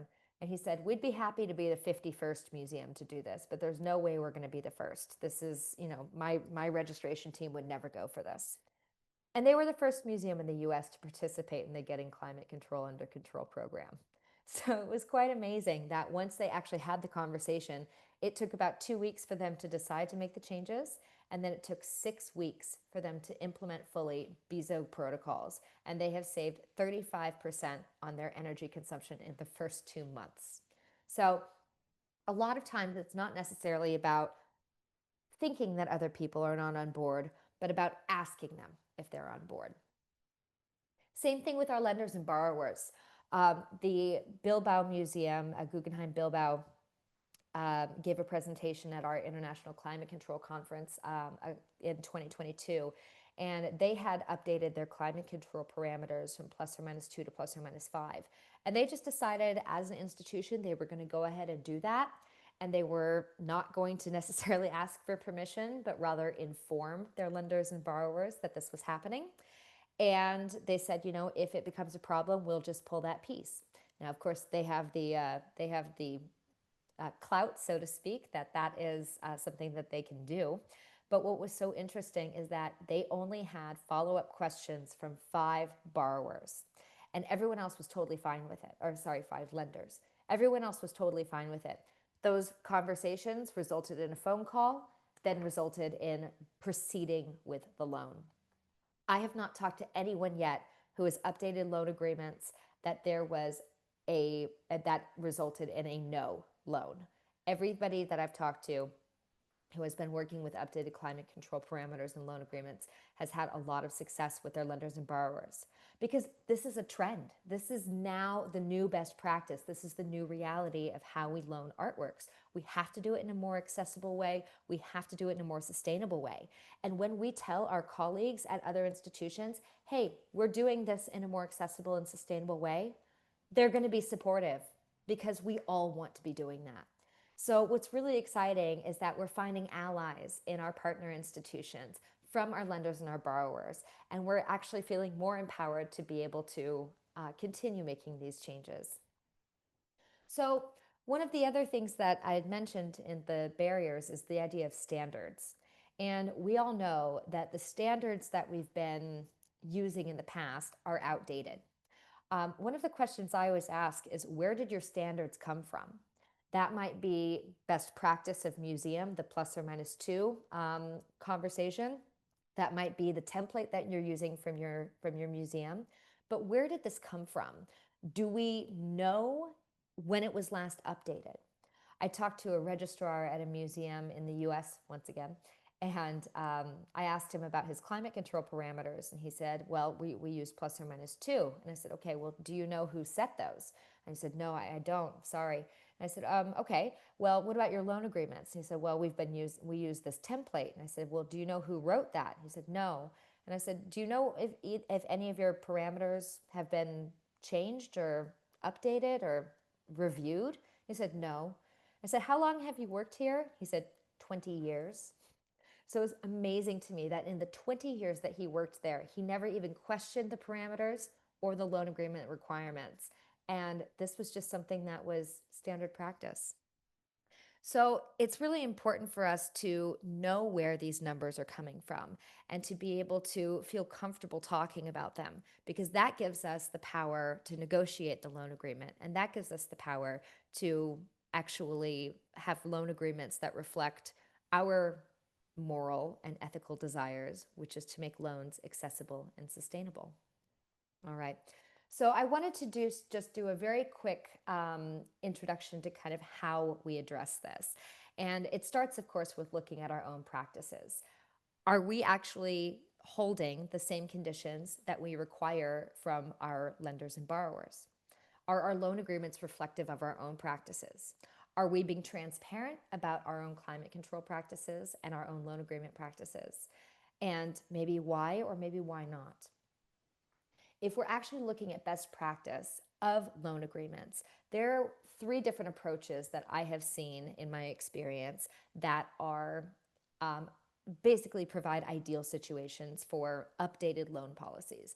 And there are a lot of museums that are already using these. And actually, as part of our project with ICOM France, the Getting Climate Control Under Control program, we've been working with participating museums to reflect these practices. So as we know, a lot of museums have climate control requirements built into their loan agreement template. But we know that those requirements are not true for every single object that is going to be going out on loan.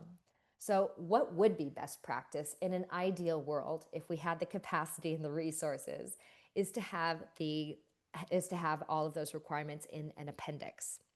So that's where we take the numbers out and then assess each object, put it in the appendix, and those are the requirements.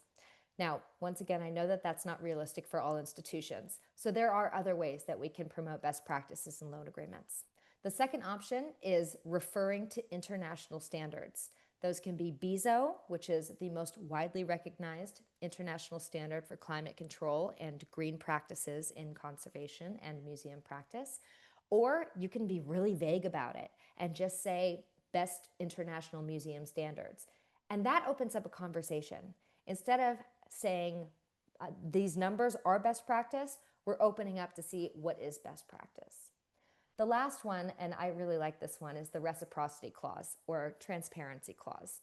And basically, instead of saying what you require from another institution or what they should be doing, you can put in what you do. The Statens Museum for Kunst, which is the National Gallery in Denmark, does this, and they do it beautifully. They say, at SMK, we use BISO. So we expect that our institutions would use BISO as well. And that opens up so many opportunities for conversation, as well as gives everyone permission to start implementing BISO. So what's really important, of course, is that our loan agreements reflect best practice, which is care of collections, as well as accessibility and environmental responsibility. These need to be based on the individual needs of museums, and every museum is different. So it's important to think about what is best in your own context. And of course, these are rooted in science, and we can back these up with case studies as well as scientific evidence that this is safest for collections. So there's a lot of ways that you can get started with these conversations, but really the first step is conversations. Figuring out who needs to be at the table. Is it the lawyers? Is it the insurance agents? Often it's usually your facilities, conservation, and administrative teams. But remember that actually we all want this to happen. A loan agreement is there because two institutions have agreed to do a loan. So the loan agreement is just to outline how they're going to make that happen, and it should be mutually beneficial. Both parties should be able to do that. And of course, ask questions. There are so many times we make assumptions, and that leads us to having some issues with getting things done in the best possible way. Sustainability is nuanced, and it's really important for us to understand that, and also to make sure that we ask to find the solution rather than making assumptions, which then can lead to not a best practice. All right, so that's a very, very quick overview. I hope that it gives you some context onto what we're looking at in terms of updating loan agreements. And of course, very happy to answer any questions.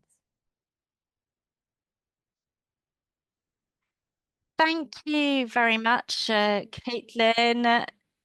These loan agreements are very important, and in negotiations, we should not see them as mandatory instructions, but as a mutual agreement between the parties. It can be negotiated, which means, as you were saying in your final part, we need to support changes to practice through collective approaches. And we know that changing practices can be very difficult to implement in institutions. But as you have shown, there are a number of tools available now to support us through this. I hope that there will be questions about this point in our discussions that are upcoming. Before that, I would just like to hand over to Julie Leclair, who is Secretary and Treasurer of ICOM Exhibitions and Project Director for the renovation of the Canadian Children's Museum at the Canadian Museum of History. Julie. Thank you, Hélène. What an excellent debate. Thank you to everyone for sharing your knowledge and experience. As Hélène has said, I am Julie Leclair. I am Secretary and Treasurer of ICOM Exhibitions, and we've expanded our mandate in order to include not only itinerant exhibitions, but now all kinds of exhibitions. So we haven't yet been able to have discussions and dialogue with all of our members on the question of loans. Loans of collections is something that's much more complex than in previous decades, shaped not only by scientific collaboration, but also by political, financial, and environmental considerations. While all institutions are seeking to align accessibility questions with questions of feasibility and sustainability. And there is an active re-evaluation of these questions. As we know, we need to think about the reasons for moving our collections and think about the relevance of the practices that we're putting in place. ICOM Exhibitions wants to think about these questions, and this will be the subject of our next conference in Quebec in 2026, which will give our members the opportunity to take part in this big global conversation. It seems like the right time to step back and think about how we can redefine the best practices, not only in terms of practical aspects associated with loans, but also the values and ethics associated. I'm delighted to continue this exciting conversation that we're having with the members of ICOM Exhibition. Thank you to ICOM France for giving me an opportunity just to share these very brief reflections, and I hope that many people at this symposium today will be able to join us in Quebec next year. Thank you very much, Hélène. Thank you, Julie. Thank you so much. So, dear Emilie, what's happening on the chat? Well, actually, there's not much going on at the moment, but perhaps things are on the way in. There's as I said, please do ask questions in the chat. We're going to be reading them now so that we can continue this debate with all of you. We've got a first question about loan requests and loan durations, which is for all of you. Have you already had the opportunity to put in place requests for long-term exhibitions? Do you feel that lenders are open to this kind of approach, or is it still a bit premature? I think many of us still feel that a loan request for a long-term loan might be poorly received at the moment. Is that still the case? Perhaps I can say something about this. We don't treat a request for 3 or 4 months in the same way that we would treat a request for 8 or 9 months. We would look at the scientific interest of the exhibition and then the importance of the exhibition in order to think about a longer term loan. Whereas for short term loans, it's fairly easy for us to agree loans. Céline, I think you wanted to jump in. I guess everything depends on what we mean by long term. In the Museum of Brittany, the question of duration will be a criteria associated with questions around conservation, particularly for works with graphic arts and textiles. But when we have collections where there are no conservation issues and the work is in storage, we're very open to put in place a long-term loan. It depends a little bit what you mean by long-term, because it's true that in terms of our own practices, when we ask for loans, we do one temporary exhibition every year, and the duration tends to be around 9 or 10 months when we borrow. So generally we manage to get loans for the whole length of the exhibition, but we don't always manage to get loans for the whole duration, and then we put in place rotations. But what's important is a pragmatic approach and a case-by-case study.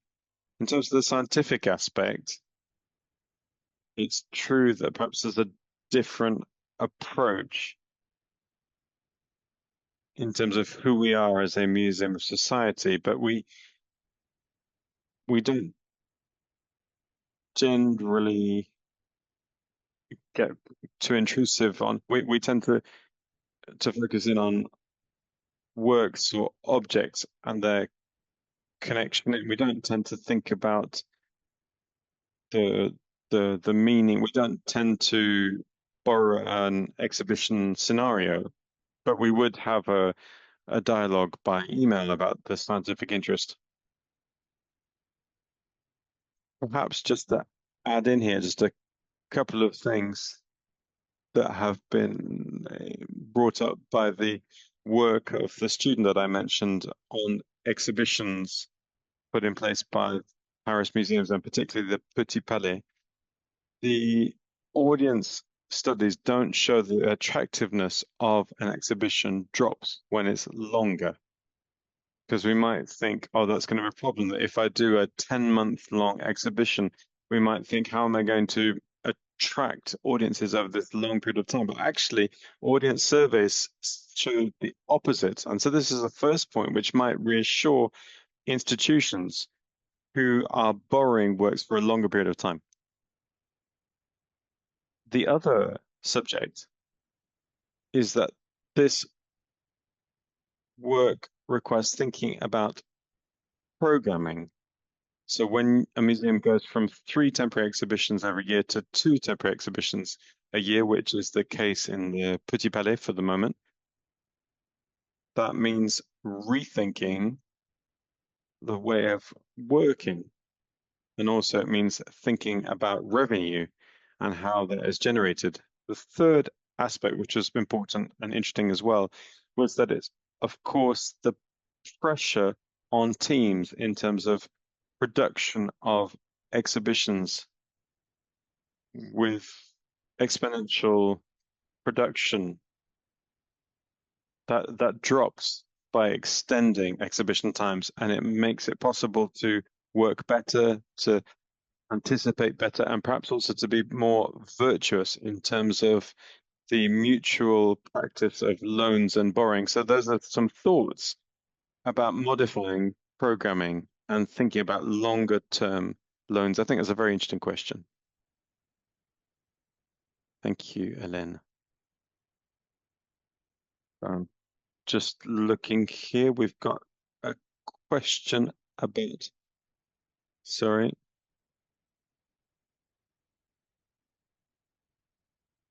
This is a question about fees. So how does this connect into the question of fees?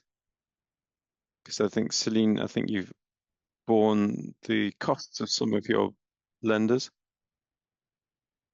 For us, this never changes anything in terms of fees. I consider that the museum has to have restored and healthy collections. So if loan requests arrive early enough, we include it in our roadmap, and then the works are restored and lent out. I think the question here is complex. It's been covered by the Bizot group and the European work that I was talking about, because of course, with the increase of exhibitions, Emilie within the frame network understands this. And if we talk about increased numbers of exhibitions, that means increased costs of these projects. And so the question of the cost for making available works was raised. And so once again, we're talking about reciprocity. You should know that our American colleagues were talking about, they practiced loan fees. Loan fees is that there is a cost for each work, a kind of rent associated with its loan. So we're not talking about costs associated with restoration, packaging, transport, etc. Those are costs that are borne by the borrower. But loan fees is a tax on the object. And so American museums have been practicing this, and some big French institutions have been saying that they always work with Americans and they get fees applied, so why wouldn't we apply fees? And that's why in some institutions, it's not all institutions, it's the case for the Pompidou Center, for international loans. I don't know if their practice has changed, but when I was there, that was the case. And not, of course, within France. Loan fees came in terms of negotiation around loan fees. I don't know if, Emilie, if you want to jump in here and add something in, because this is something that perhaps you talk about sometimes.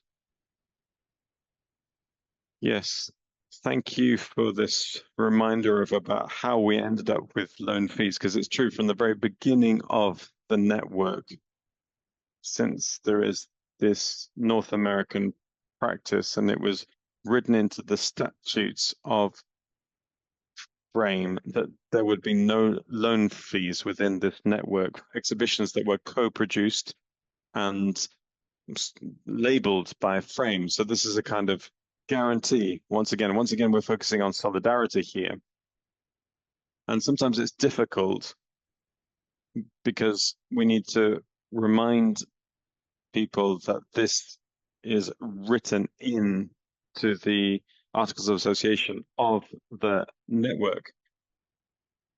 But as far as I know, there's never been any loan fees for any frame labeled exhibitions. That doesn't mean that if frame worked with museums that are not members of the network for any particular reason in terms of a partnership around circulation of collections at a particular time through Frame Museums. And at that point, Frame would perhaps have the role of a mediator. Then there may well be fees because the museum that is giving the loan would not be a member of the Frame network. But for members within the Frame network, there are no loan fees in order to remove this kind of business idea. And perhaps another thought is that we should remember, of course, that we don't talk about loan fees, but we talk about admin fees. That's a way of kind of making it look a little bit better.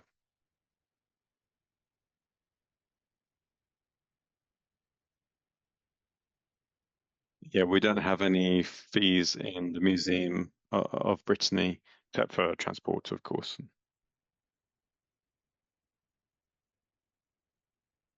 So I've got a question about condition checks. Is it done every time that pieces leave the institution and arrive in the other institution? This is perhaps a question as our transport approaches are evolving.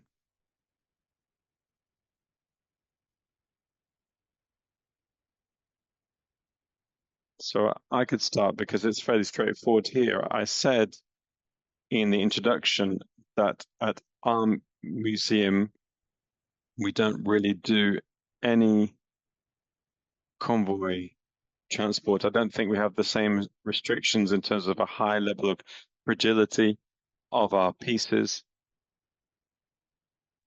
Most of our pieces, particularly for graphic arts, is that generally we send them in their frames.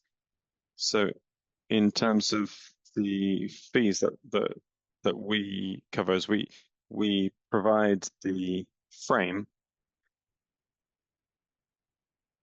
and generally we do the condition check when the piece leaves, and then there's a check on arrival at the host museum. It's true that we often work with a relationship of trust with the same service providers. These are people that we know well, and we trust them on these areas.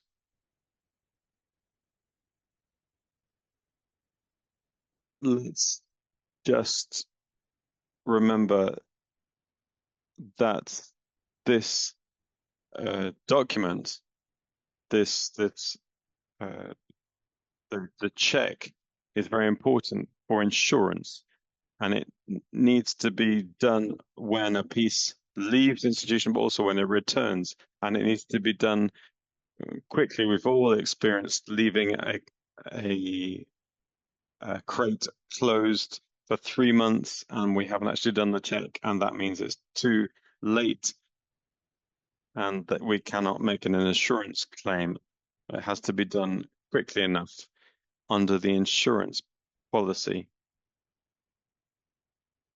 So this is something that's very important.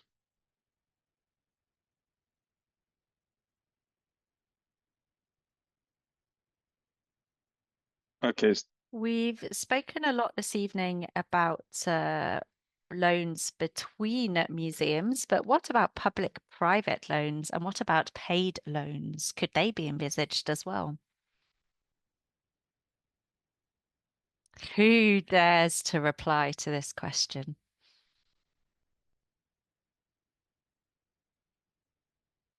Let's just say that it is not obvious.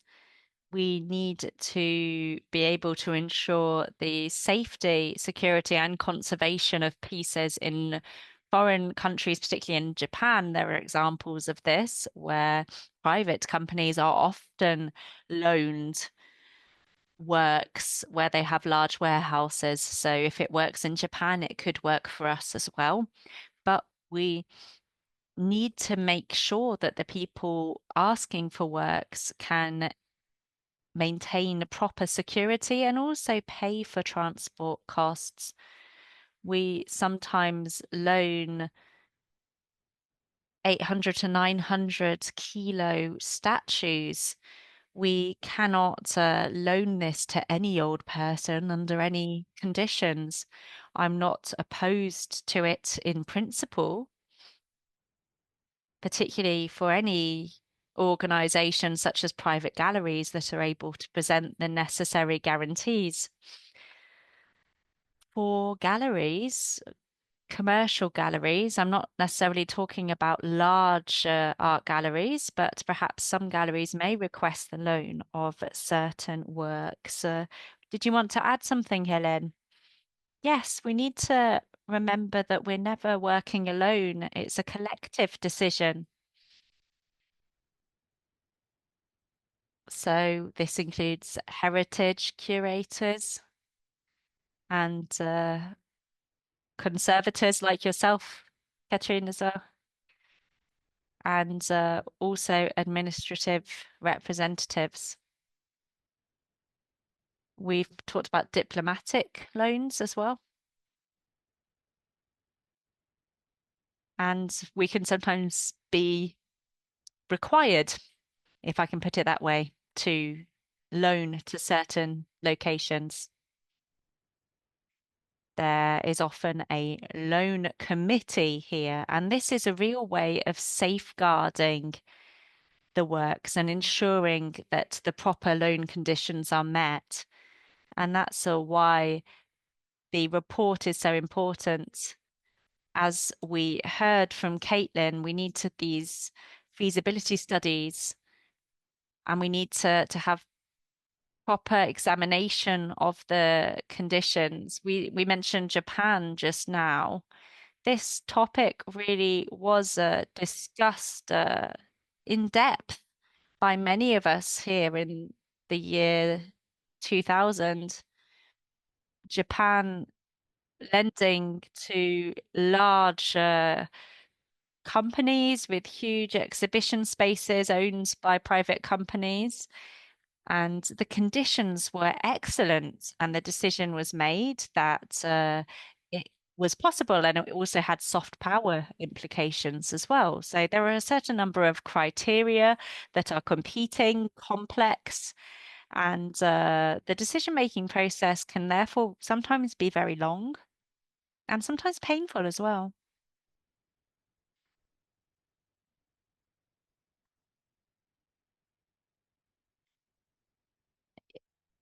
Sorry, Annaïg, you wanted to say something as well. Yes, I just wanted to remind you historically. I mentioned a symposium. Dominique de Ferraud spoke about the rules and how they were institutionalized and became established as standards. It's interesting to think back to the first rules. So if we look at things historically, in 1927, there was a decision against a loan to private individuals, in 29 against a loan for commercial reasons. And in the 30s, it was established that it could only be to institutions of cultural or museum within this theme. So it's quite interesting when we look at the emergence of the first rules governing our current practices. These principles are all recalled in the Bizet group instructions and also in the ICOM ethics. In the museum laws, there is a framework that we comply with. And thank you, Annaïg, for recalling some of the historical information as well. Dominique is in agreement, and thanks, Annaïg, for citing his text. We have a couple of minutes left, and there is a question about sustainable loans and more environmentally friendly loans. This is something that has now been adopted, or is it something that's problematic? I would say that it has been largely adopted now, but I would love to hear your feedback in this area. Allow me to respond quickly, probably far too quickly. For ICOM France, I would tend to say that in France, we have broadly discussed, if I think about the Beaux-Arts, the Fine Arts Museum in Lille, that was a real pioneer in this. And a few years ago, they took a clear stance in their day of debate that they organized at the start of the year for the Americans. I would say that it's not yet fully in place. We've been trying to organize seminars on the topic.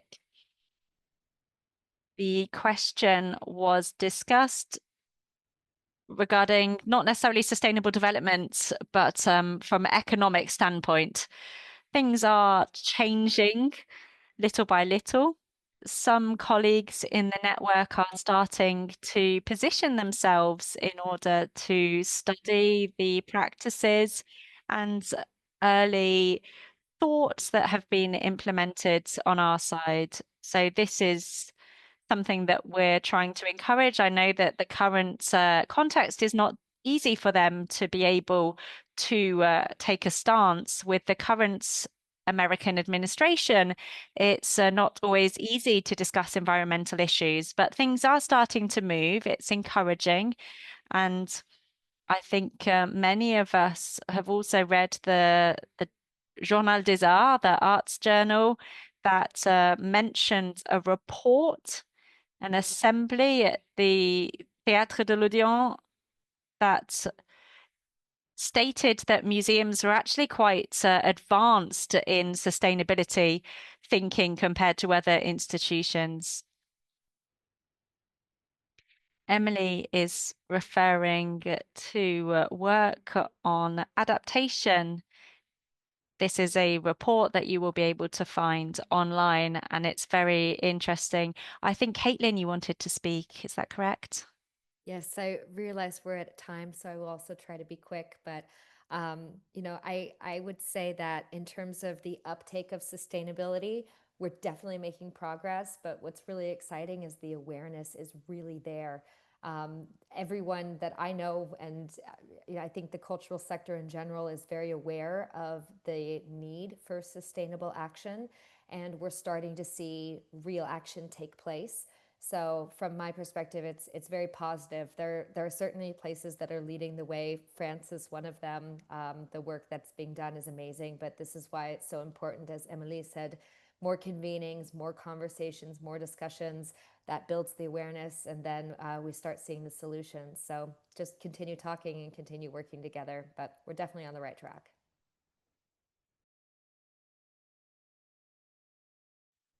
Thank you so much, Caitlin. Thank you to all of you for what you have said. Hélène, would you like to wrap up? Over to you for the conclusion. A lot of what we have said today is linked to change management and the support that we need to change our practices. How are we moving? How are we making progress in the sector? It's about awareness raising, training, of course, with Annaïg and the École du Louvre. These are issues that we've been working on a lot. We've just wrapped up a seminar this summer about socio-ecological transition in museums. We are working on a large publication that should be appearing in January 2026. We're continuing to work collectively around these issues. So thank you so much to all of you for this lovely evening. Thank you to all of you for taking part. Thank you, Hélène, for moderating, and thank you for all of you for listening in online this evening. And we hope to see you very soon on the final Thursday every month. We have a meeting, and in March we will probably have our next ethical debate evening, and we will be confirming the date very soon. So thank you very much. I wish you all an excellent evening. Bye bye.